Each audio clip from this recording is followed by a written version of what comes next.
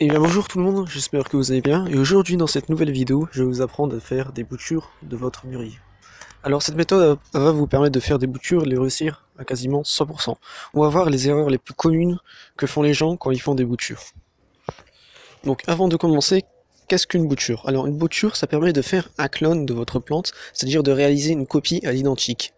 Cette méthode elle est vraiment très rapide. Donc ici on peut voir qu'il y a différentes boutures, donc des boutures de vigne, des boutures de goji, des boutures de menthe, etc.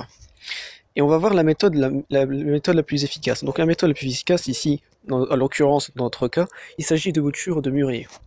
Et on peut voir que les boutures, quand elles sont trop petites, dans des petits pots comme ça, ce qui se passe, c'est qu'elles s'assèchent et puis elles meurent très rapidement.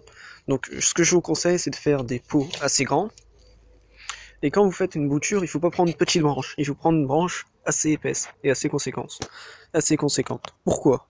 Parce qu'en fait, le fait de prendre une branche assez épaisse et assez conséquente, ça va permettre de garder l'humidité de la plante et la garder la plus longtemps vivante possible pour qu'elle puisse former des racines, pour qu'elle ait le temps de former des racines, de se renforcer, pour pouvoir grandir par la suite.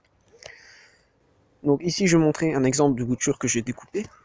Donc là, en taillant ma plante, j'en ai profité pour faire des boutures. Donc ce que vous faites, tout simplement, c'est que vous prenez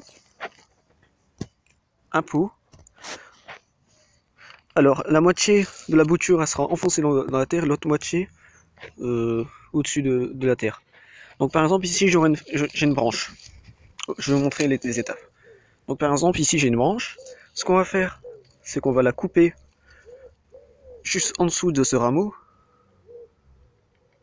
Donc là on a notre rameau, on va le couper juste en dessous. Et ensuite on va couper juste au-dessus.